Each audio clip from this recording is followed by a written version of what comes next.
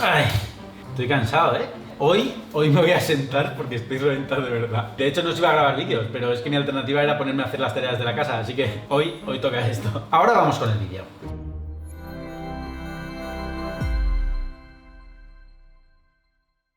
La mayoría de nosotros nunca ha tenido que preocuparse por enfermar de viruela, de polio, de difteria. Pero ojo, porque hace tan solo 100 años, estas enfermedades eran las asesinas más comunes. Ahora, la viruela ya es cosa del pasado y la polio y la difteria son muy raras en la mayor parte del mundo. Pero, ¿sabéis por qué? Pues por las vacunas. Pero empecemos por lo más básico. ¿Qué es exactamente una vacuna? Que todo el mundo habla de las vacunas, pero ¿qué es eso? Pues veréis, una vacuna es una forma de entrenar al sistema inmunológico para una gran batalla. De modo que cuando se enfrente al mismo oponente en el futuro, sepa exactamente cómo vencerlo. Cuando tu cuerpo se encuentra por primera vez con un virus o con una bacteria, no es tan eficaz para combatirlo como cuando ya se ha topado antes con ese mismo virus o esa misma bacteria. Es decir, que tu sistema inmune tiene memoria y con el tiempo y la exposición previa a un adversario, se le dará mejor enfrentarse a él en el futuro. Pero vamos a profundizar un poco más. Tu sistema inmunológico produce unas poderosísimas proteínas llamadas anticuerpos. Pues bien, estos anticuerpos atacan y eliminan a los patógenos. Hasta aquí bien, pero ahora viene lo bueno. Después de recuperarte de una infección, unas células especializadas que llamamos células de memoria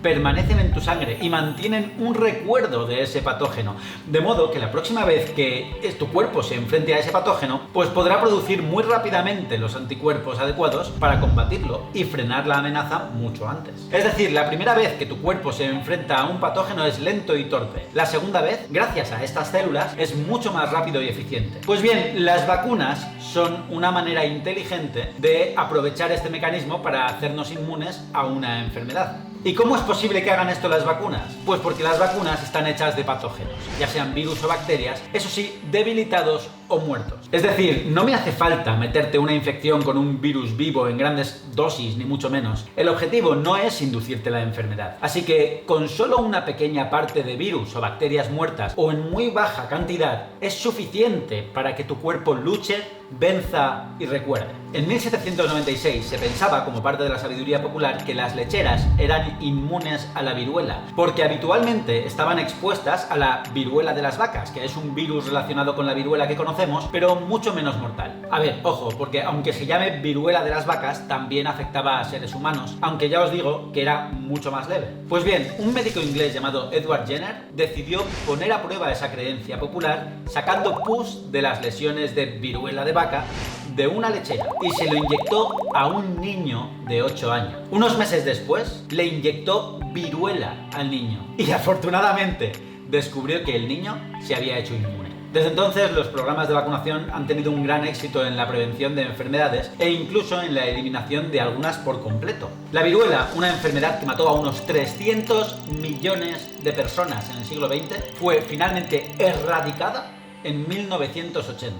Pero, ¿y el coronavirus? Pues bien, en este momento hay más de 100 vacunas en desarrollo. Normalmente se necesitan años para llegar a este punto. Recordemos que la vacuna más rápida jamás desarrollada fue para el ébola, y eso llevó 5 años. Pero, ¿por qué se están desarrollando más de 100 vacunas? ¿No nos vale con una solo? Venga, vamos a profundizar todavía más en esto de la vacuna del coronavirus. Veréis, hay varias formas diferentes de desarrollar una vacuna que se están probando. Una es utilizar virus completos que se han desactivado para que no puedan causar una infección completa. Esto podría hacerse, por ejemplo, matándolos con calor. Es decir, tú metes el virus entero en un recipiente y lo matas. Pero también hay vacunas hechas a partir de virus vivos, pero están debilitados para que no crezcan bien en el cuerpo humano. Estas vacunas tienden a generar una respuesta inmune, eso sí, más fuerte y más duradera. Por ejemplo, la vacuna triple vírica, que protege contra el sarampión, las paperas y la rubeola, contiene 3 virus vivos. Por otro lado, otras vacunas introducen moléculas virales en el cuerpo. Es decir, en lugar de introducir el virus completo, se identifican las partes, las moléculas del virus que nuestras células inmunes pueden reconocer y se desarrolla la vacuna a partir de eso. Así es como funciona la vacuna contra la gripe, por ejemplo, y varios grupos están trabajando en vacunas contra el coronavirus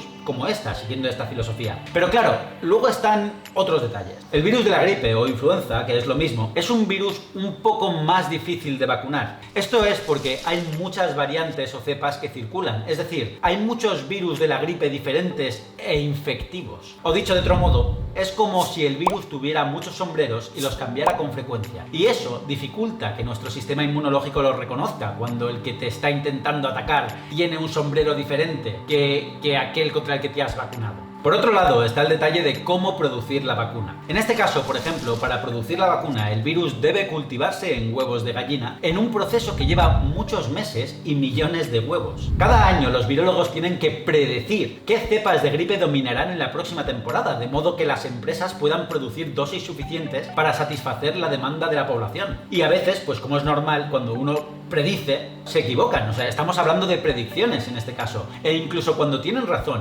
el virus puede mutar y hacer que la vacuna no funcione tan bien como esperábamos. No olvidemos que estamos luchando contra otros microorganismos, es decir, cosas dinámicas que también luchan por su propia supervivencia, y parte de su ciclo es infectarnos a nosotros. Pero esto significa que los microorganismos también desarrollan mecanismos contra nuestros mecanismos. Por eso, lo que realmente queremos es una vacuna universal contra la gripe basada en partes del virus que no cambian cuando muta. Y existen investigaciones en proceso, pero desafortunadamente no reciben tanta inversión, tanta financiación como necesitan.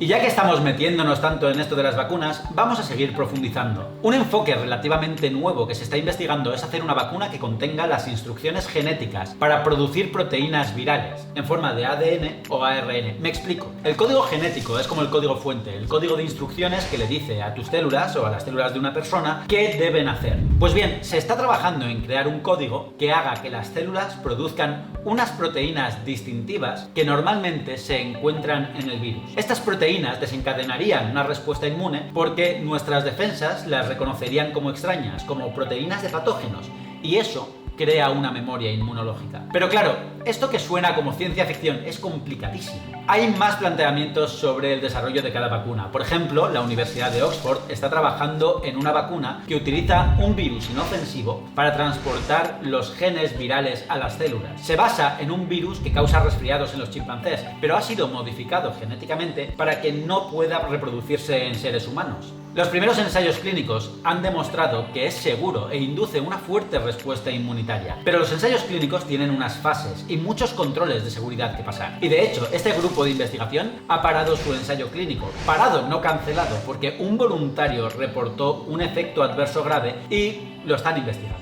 Esto está bien y esto es lo que debe pasar. Para eso son los ensayos clínicos. Y es que, a grandes rasgos, un ensayo clínico tiene 4 fases. La fase 1 se aplica en voluntarios sanos y mide características farmacocinéticas del fármaco o la vacuna en cuestión. Y también se mide en la fase 1 la toxicidad a priori. La fase 2 ya se aplica en voluntarios enfermos y miden eficacia, seguridad y hacen pruebas con varias dosis posibles. Cada vez que me habéis preguntado por la vacuna del coronavirus, os he dicho lo mismo, y es que yo no me pongo ninguna vacuna ni me tomo ningún fármaco que no haya pasado como mínimo la fase 3. Pero tranquilos que vosotros tampoco. La fase 3 es la fase en la que los estudios se hacen con muchas más personas y cuyo principal objetivo es medir a mucha mayor escala la eficacia y la seguridad del fármaco. Si se pasa la fase 3, estamos listos para comercializar. Pero ojo, porque incluso tras comercializar no se pierde de vista el fármaco. Y es que también existe la fase 4, una fase post-comercialización en la que se vigila que todo vaya bien, que no haya reacciones adversas que no se vieran previamente, que mantenga su efectividad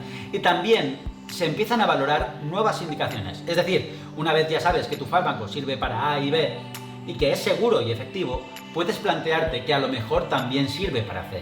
Por eso, en la búsqueda de fármacos contra el coronavirus, se utilizaron mucho antes fármacos que ya existían en el mercado antes que iniciar el desarrollo de nuevos fármacos desde cero, ¿no? Porque llevaba mucho más tiempo. Pero también debemos ser conscientes de que a pesar de todo el esfuerzo que se está realizando en las vacunas contra el coronavirus, no hay ninguna garantía de que esto nos dé la solución mágica que estamos buscando. Hay todavía muchas cosas que no sabemos acerca de cómo responde nuestro sistema inmunológico al virus, y este es uno de los problemas de enfrentarse a un virus nuevo, que pues básicamente es posible que ni siquiera sea posible generar inmunidad a largo plazo, con lo que nos tocaría conformarnos con enfermar un poco menos o con menor gravedad y tener que vacunarnos con cierta frecuencia, como deberíamos estar haciendo ya con la vacuna de la gripe. Y por último, está el desafío de fabricar y distribuir miles de millones de dosis a todos los países del mundo. Esto puede llevar muchos años para cubrir a todos los países, lo que plantea preguntas difíciles sobre quién debería ser el primero en hacerse con las vacunas. De hecho, algunos países como Suiza y el Reino Unido han hecho acuerdos para hacerse con los primeros envíos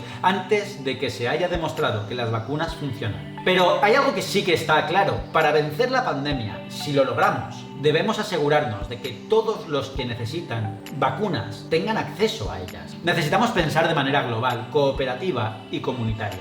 Este no es el momento para riñas de niños, y cualquier cargo que insista en mantener una actitud científica sobre todo esto, o en sembrar el caos para intentar, sacar provecho personal de la tragedia actual, debería claramente y sin ninguna duda ser relevado inmediatamente de sus funciones. Sin más, sin miramientos. Yo soy muy claro respecto a esto. Y esto es porque para erradicar una enfermedad con éxito es necesario vacunar a una gran proporción de la población, creando lo que se conoce como inmunidad colectiva, lo que significa que hay suficientes personas inmunes en la población como para detener la circulación de un virus. Eso nos lleva a otro problema: algunas personas son profundamente escépticas acerca de las vacunas, lo que podría ser un obstáculo para lograr que las tasas de vacunación alcancen los niveles requeridos. Esta desconfianza ha sido alimentada por historias de miedo infundadas, como la falsa idea de que la vacuna triple vírica causa autismo, algo que por cierto se ha demostrado falso 1.000.000 de veces. Pero para que veáis cuál es el daño real de la desinformación,